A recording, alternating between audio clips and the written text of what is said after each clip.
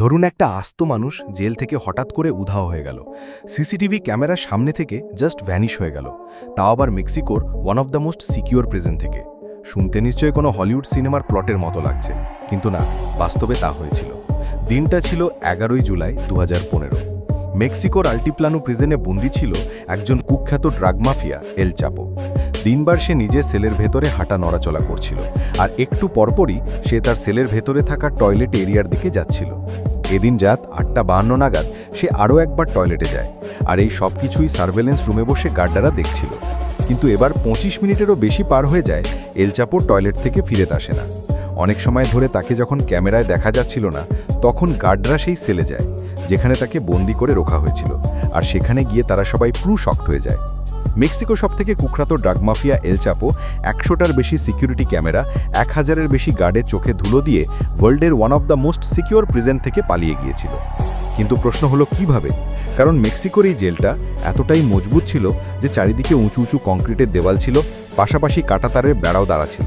শুধু তাই নয়, এই জেলের সিকিউরিটি আরও টাইট করার জন্য জেল থেকে প্রায় 10 কিলোমিটারের মধ্যে সম্পূর্ণ ইন্টারনেট পরিষেবা বন্ধ করে দেওয়া হয়েছিল।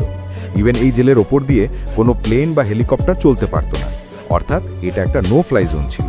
আর এই জেলে লাগানো সিকিউরিটি ক্যামেরা দিয়ে প্রত্যেকটা কয়েদির আলাদাভাবে প্রত্যেকটা মুহূর্তে নজর রাখা হতো। এমনকি এই জেলে metal detector, radio communication, sensor এবং অ্যালার্ম কন্ট্রোলের ব্যবস্থা ছিল। কিন্তু এত সিকিউর জেলের রেপুটেশন সম্পূর্ণ মাটিতে মিশে যায় যখন এল চাপোই জেল থেকে পালিয়ে যায়। কিন্তু প্রশ্ন হলো কিভাবে এল চাপো এত কড়া নিরাপত্তার মধ্যে দিয়ে এই জেল থেকে পালিয়েছিল? কিভাবে সে তার জেল পালানোর এই পুরো প্ল্যানিংটা করেছিল, যেটা আজ ইতিহাসের one of the biggest prison ব্রেকের ঘটনা হয়ে রয়ে গেছে। আর আপনাদেরকে বলে দেই, এল চাপোর জেল পালানোর ঘটনা কিন্তু এই প্রথম নয়। তার জন্য আমেরিকাও বেশ কয়েকবার নাকানি চবানি খাইয়েছিল। তো বন্ধুরা, আমি আছি অদ্ভুত রহস্য আপনাদের সাথে। রোমাঞ্চপিডায় এর আগে আমরা আলকাতরাজ প্রিজন ব্রেক নিয়ে একটা ভিডিও করেছিলাম এবং আপনাদের সবাই অনেক ভালোবাসা দিয়েছেন। তাই আজ আপনাদের সবার জন্য আরও একটা রোমহর্ষক জেল পালানের একটা সত্য ঘটনা নিয়ে এসেছি। তো চলুন শুরু করা যাক। মেক্সিকোর সবথেকে ধনী ব্যক্তিদের মধ্যে একজন ছিল এল চাপো, যাকে 2014 সালে একটা ব্ল্যাক হক হেলিকপ্টারে করে প্রথমবার আল্টিপ্লানো জেলে আনা হয়। যে লাদেনকে মারার জন্য সিআইএ ব্ল্যাক হক হেলিকপ্টারে করে পাকিস্তানে প্রবেশ করেছিল, যাতে পাকিস্তান সরকার তাদের ব্যাপারে টের না পায়। আর সেখানেই এই এল চাপোকে বন্দি করার জন্য ব্ল্যাক হক হেলিকপ্টার ব্যবহার করা হয়েছিল। তাহলে আশা করি বুঝতে পারছেন যে এল চাপো ঠিক কতটা বড় মাপের ক্রিমিনাল ছিল। এল চাপোকে এই জেলের ভিতরে বন্দি করার পর সবাই একোখা সুষ্টি নিঃশ্বাস ফেলেছে, এবং তারা ভাবছিল যে এল চাপো হয়তো আর কোনো দিন এই জেল থেকে বাইরে বেরোতে পারবে না। কিন্তু তাদের সবার এই ধারণাকে পুরো ভ্রান্ত প্রমাণ করে এল চাপো জেলে আসার পরের দিন থেকেই এই জেল থেকে পালানোর প্ল্যানিং শুরু করে দিয়েছে। এই প্ল্যানকে এক্সিকিউট করার জন্য সে বেছে নেন তার থেকে 32 বছরের ছোট তার চতুর্থ স্ত্রী ইমা কার্নালকে। এল চাপো এর আগে যে প্রিজনে বন্দী ছিল সেই প্রিজনের ডিরেক্টর দামাসো লুপারের সাথে ইমা কার্নাল হাত মেলায়, সাথে এল চাপোর একজন ছেলেরও সাহায্য নেয়। আর এরপর তারা ওই আল্টিপ্ল্যানোর জেলে সমস্ত কনস্ট্রাকশনকে ভালো করে পর্যবেক্ষণ করে। তারা বুঝতে পারে যে প্রতিটা জেলের টয়লেট এরিয়া এমন একটা জায়গা যার ভেতরে প্রাইভেসির জন্য ওটাকে ক্যামেরার আড়ালে রাখা হয়েছে, মানে ওটা একটা ব্লাইন্ড স্পট ছিল। তার মানে এল চাপোকে যদি জেল থেকে পালাতে হয় তাহলে শুধুমাত্র ওই জায়গাটা থেকেই পালাতে হবে। তারা ঠিক করে তারা টয়লেটের এরিয়াতে একটা সুড়ঙ্গ তৈরি করবে। কিন্তু এই সুড়ঙ্গ তৈরি কাজ মোটাই সহজ ছিল না, কারণ আপনাদেরকে আগেই বলেছি যে এই পুরো এরিয়াটাকে ভীষণ কারা সিকিউরিটির মধ্যে রাখা হয়েছে। প্রথমে এল চাপোর টিম ওই জেল থেকে প্রায় 1.5 কিলোমিটারের দূরে একটা জায়গা কেনে, আর সেই জায়গাটাকে তারা এমনভাবে সাজিয়ে তোলে যাতে বাইরে থেকে দেখে মনে হয় ওটা একটা কনস্ট্রাকশন সাইট। এরপর তারা ওই জায়গায় বেশ কিছু বিশ্বস্ত মজদুর আনে আসে, আর তাদের দিয়ে একটা সুড়ঙ্গ তৈরি কাজ শুরু হয়, যে সুড়ঙ্গটা সোজা মাটির নিচ দিয়ে কানেক্ট করবে এল চাপোর জেলের ভেতরে। মজদুররা দিনরাত খেটে 5 ফুট 7 ইঞ্চি লম্বা এবং 30 ইঞ্চি চওড়া একটা সুড়ঙ্গ তৈরি করে ফেলে, যাতে এল চাপোর সুড়ঙ্গের ভেতর থেকে খুব সহজে অপর প্রান্তে এসে পৌঁছাতে পারে।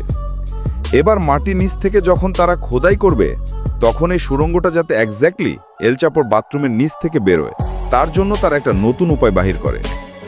এল চাপোর ওয়াইফ ইমা মাঝে মাঝে তার সাথে দেখা করতে যেত, আসে ভিজিটিং আওয়ারে। সে এল চাপোকে একটা ঘড়ি দিয়ে আসে। জেলের গার্ডরা ভাবে এটা কোনো সাধারণ ঘড়ি, কিন্তু তাদের ধারণা ভুল ছিল। এই ঘড়িটার ভিতর একটা জিপিএস ট্র্যাকার লাগানো ছিল, আর সে জিপিএস ট্র্যাকারের মাধ্যমে এই সুড়ঙ্গটা এক্স্যাক্টলি কোন অ্যাঙ্গেলে খুঁড়তে হবে তার একটা ধারণা পেয়ে যায়। আর এরপর প্রায় 1 বছর ধরে সুড়ঙ্গ খনার কাজ চলতে থাকে। এরপর এল চাপো শুধুমাত্র সঠিক সময়ের অপেক্ষা করতে থাকে এই জেল থেকে পালানোর জন্য। আর তারপরই আসে 11 জুলাই 2015 তারিখটা। এই দিন এল চাপোকে 25 মিনিটের বেশি সময় টয়লেটে থাকতে দেখে জেলের গার্ডরা সেলের ভেতরে ঢুকে, কিন্তু তারা সেখানে যাবার পর তাদের মাথার ওপর যেন আকাশ ভেঙে পড়ে, কারণ এই টয়লেট এরিয়াতে একটা কোমোডেরও ব্যবস্থা করা হয়েছিল। জেলের গার্ডরা যখন ময় দিয়ে নিচে নেমে সামনের দিকে এগোতে থাকে, তারা দেখতে পায় ওই সুড়ঙ্গের ভেতরে ইলেকট্রিসিটি, অক্সিজেন, এমনকি লাইটের ব্যবস্থা করা আছে। এমনকি ওই জেলের সুড়ঙ্গের ভেতরে একটা রাস্তা তৈরি করা হয়েছিল যাতে এল চাপোর বাইক নিয়ে ওই সুড়ঙ্গের অপর প্রান্তে খুব তাড়াতাড়ি পৌঁছাতে পারে। তারা যখন ওই সুড়ঙ্গের অপর প্রান্তে এসে পৌঁছায়, তারা দেখতে পায় যে এটা একটা কনস্ট্রাকশন সাইট। এই খবরটা জানাজানি হতে পুরো এলাকা লকডাউন করে দেওয়া হয়, আর সমস্ত এলাকায় হেলিকপ্টার ও প্রচুর পরিমাণ মিলিটারিতে সার্চ অপারেশন করা হয়। এমনকি ওই জেলের কাজ করা সমস্ত কর্মীদেরকেও অ্যারেস্ট করা হয়, কারণ গভর্নমেন্ট মনে করছিল যে কোনো না কোনোভাবে এই জেলের কর্মীরাও এল চাপোর পালানোর সাথে যুক্ত আছে। কিন্তু তন্ন তন্ন করে পুরো এলাকাটা খোঁজার পরেও তারা এল চাপোর কোনো চিহ্ন খুঁজে পাচ্ছিল না। তো প্রশ্ন হচ্ছে, পুলিশ কি তাহলে আবারও এল চাপোরে ধরতে পেরেছিল? আর এল চাপোর এখন কোথায় আছে, কিভাবে আছে, সেই বিষয়ে বলার আগে চলুন দেখে নিই যে এল চাপোর একজন এত বড় মাপের ড্রাগ মাফিয়া কিভাবে হয়ে উঠল। এল চাপোর জন্ম হয়েছিল মেক্সিকোর সিনালোয়াতে একটা অত্যন্ত গরিব পরিবারে। তার বাবা আফিম চাষ করে রোজগার করত, কিন্তু যা রোজগার করত তার পুরোটাই সে মদ আর ফুর্তিতে উড়িয়ে দিত। আর খালি হাতে যখন সে বাড়িতে ফেরত, সে এল চাপো এবং তার ভাই বন্ধুরূপে ফিজিক্যালি অ্যাবিউজ করত, মারধর করত। আর এই ঘটনাগুলোই এল চাপোকে ক্রাইমের জগতে আসতে ইনফ্লুয়েন্স করেছে। সে খুব অল্প বয়সেই অনেকটা টাকা ইনকাম করতে চেয়েছিল, তাই সে মাত্র 15 বছর বয়সেই নিজেই আফিম চাষের ব্যবসা শুরু করে। আর এই সময় তার নাম হয় এল চাপো।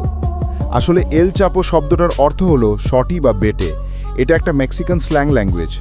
এল চাপো হাইটে ছোট হয়, তাই সবাই এই নামে ডাকত, কিন্তু আকার ছোট হলেও তার কাণ্ড কারখানা ছিল সব বড় বড়। এই আফিম ব্যবসায় লাভবান হয়ে সে গুয়েটামালা নামের মেক্সিকোর একটা কার্টেলের স্মাগলিং গ্রুপের সাথে যুক্ত হয়, আর সম্পূর্ণ দক্ষতার সাথে এই ড্রাগ পাচার, স্মাগলিং করা, এগুলোর কাজ সামলাতে থাকে। এখানে তার পরিচয় হয় মেক্সিকোর ড্রাগ ওয়ার্ল্ডের গডফাদার এল পাজিনার সাথে।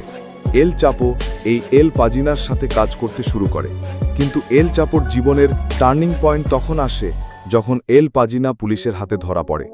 আর এই অবস্থার সুযোগ নেয় এল চাপো অন্যান্য ড্রাগ মাফিয়াদের সাথে সিনালোয়া কার্টেল নামের একটা নতুন স্মাগলিং গ্যাং তৈরি করে। আর এরপর থেকে ক্রাইমের ওয়ার্ল্ডে এল চাপোর নাম খুব দ্রুত ছড়িয়ে পড়ে। দেখো, সাধারণত ড্রাগ মাফিয়া যারা হয় তারা আকাশপথে, জলপথে, এই সব জায়গা দিয়ে তারা ড্রাগটাকে সাপ্লাই করে, আর এই কারণে এই রুটগুলোর উপরে সরকারের বেশি নজরদারি থাকে। কিন্তু এল চাপো এই রুটগুলোকে কম ব্যবহার করত।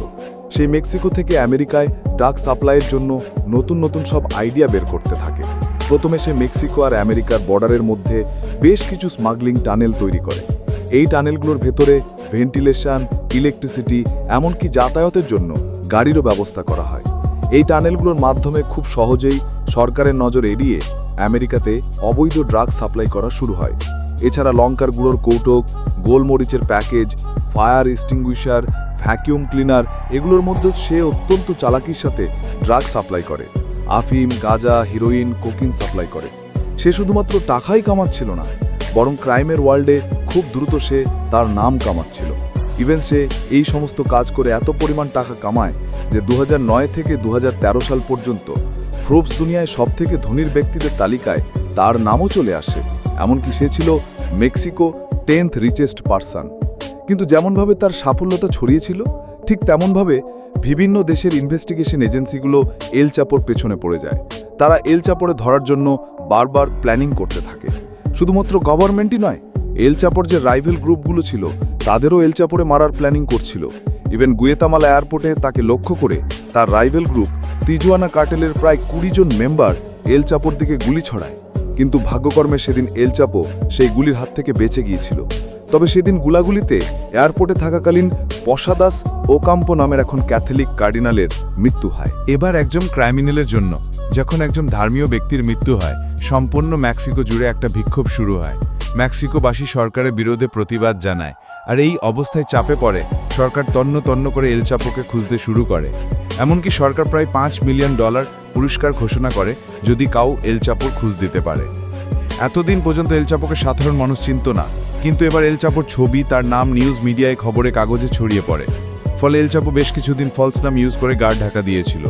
এই সময় সে গৈতামাদে গা ঢাকা দেওয়ার জন্য একজন মিলিটারি অফিসারকে প্রায় $1.3 মিলিয়ন দিয়েছিল।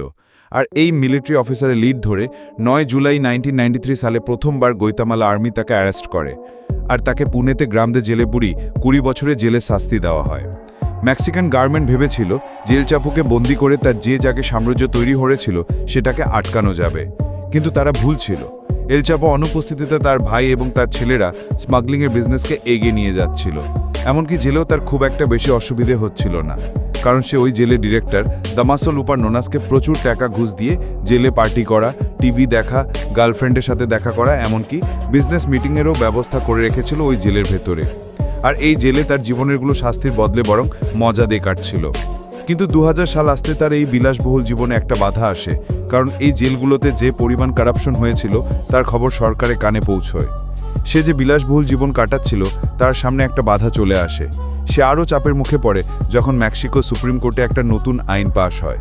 এই আইনে বলা হয় মেক্সিকোতে যে সমস্ত বড় বড় ক্রিমিনালরা রয়েছে, আমেরিকা চাইলে সেই ক্রিমিনালদের তাদের নিজেদের দেশে নিয়ে যেতে পারবে। কিন্তু প্রশ্ন হচ্ছে, আমেরিকা কেন হঠাৎ করে মেক্সিকো ক্রিমিনালদের নিজেদের দেশে নিয়ে যেতে চায়? আমেরিকা পৃথিবীর হাইয়েস্ট ড্রাগ রাখার দেশগুলোর মধ্যে একটা, আর আমেরিকা সবথেকে বেশি ড্রাগ স্মাগলিং হয় মেক্সিকো রয়েতে।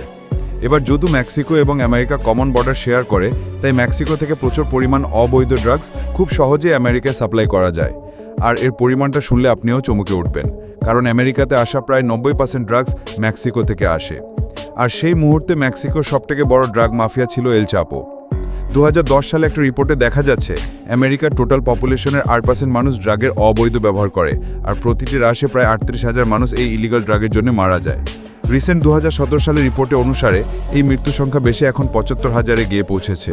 তো এই সব কারণে এল চাপো বরাবরই আমেরিকা ক্রিমিনাল লিস্টে সবথেকে উপরে ছিল, এবং আমেরিকা যে করে হোক এল চাপোকে আটকানোর চেষ্টা করছিল।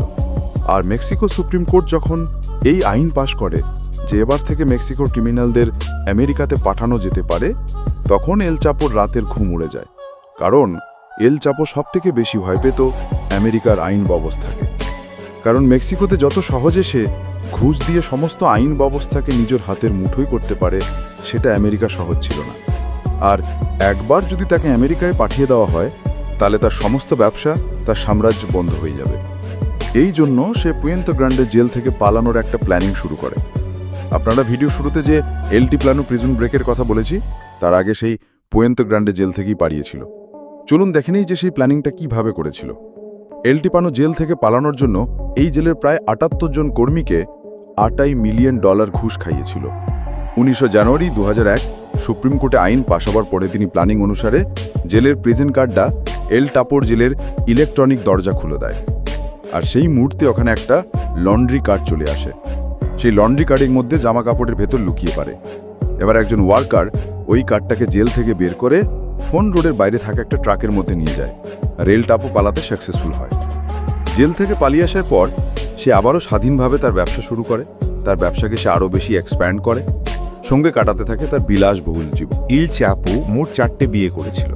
এছাড়া তার একাধিক গার্লফ্রেন্ডও ছিল, আর এদের থেকে কমপক্ষে তার 15 জন সন্তান ছিল, আর তার ছেলেমেয়েরাও এই সিনোলা কার্টেলের সাথে যুক্ত ছিল। এল চাপো এই সময় তার সম্পূর্ণ ব্যবসাকে সম্পূর্ণ মেক্সিকো জুড়ে ছড়িয়ে দেয়, আর তার প্রায় বেশিরভাগ ড্রাগসের সাপ্লাই হতো আমেরিকায়। এল চাপো এই অবৈধ ড্রাগসের কারণে প্রায় 36,000 মানুষ মারা যায়। প্রচুর মানুষের ভবিষ্যৎ নেশার অন্ধকারে ডুবে যায়। তাই এল চাপোকে ওই 36,000 মানুষের খুনি হিসাবে ধরা হয়। আমেরিকান গভর্নমেন্টও তার পেছনে আতা জল খেয়ে পড়েছে।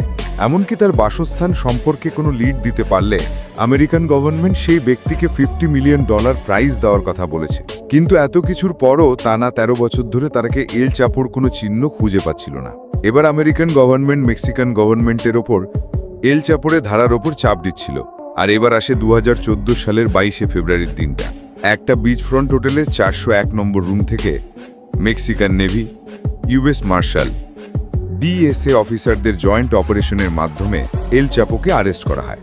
যখন এল চাপোকে আরেস্ট করা হয় তখন সে তার সদ্য বিবাহিতা স্ত্রী ইমা এবং তার 2 মেয়ের সাথে সময় কাটাচ্ছিল।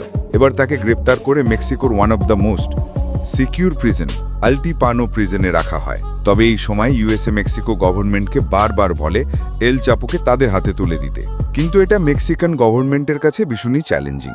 কিন্তু সেই সময় মেক্সিকোর প্রেসিডেন্ট ইউএসএর এই ডিমান্ডকে রিজেক্ট করে দেয়, কারণ সে জানে যে মেক্সিকোতে এরকম বড় মাপের ক্রিমিনালদের রাখার ক্ষমতা আছে। নিজেদের দেশের ক্রিমিনালকে নিয়ন্ত্রণ করার জন্য অন্য দেশের সাহায্য নেওয়ার আবার কোনো প্রয়োজন তাদের নেই। কিন্তু 8 জুলাই 2015 সালে এল চাপো এই আল্টিপানো প্রিজন থেকে সুড়ঙ্গ কেটে পালিয়ে যায়, যার ঘটনা আমি আপনাদেরকে ভিডিও শুরুতে বলেছিলাম। এবার প্রশ্ন হচ্ছে, এল চাপো কি এরপরই ধরা পড়েছিল? না, এল চাপোর স্বাধীন জীবন বেশি দিন টেকেনি, কারণ মেক্সিকো সারা বিশ্বের সামনে তার সম্মানকে বাঁচাতে এবার এল চাপোকে খোঁজার জন্য একেবারে হাত ধুয়ে পড়েছিল।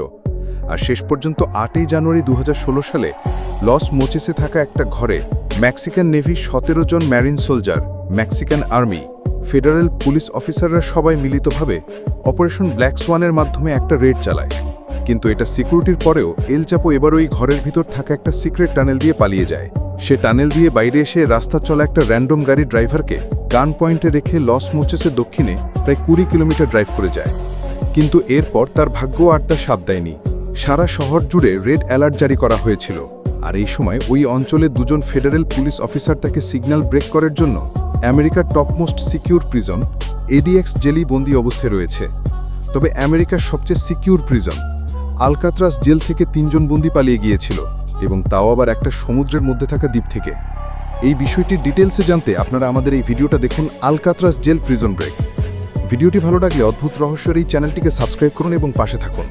দেখা হবে পরের ভিডিওতে। ততদিন ভালো থাকবেন, সুস্থ থাকবেন, এবং আমি ছিলাম অদ্ভুত রহস্য আপনাদের সাথে।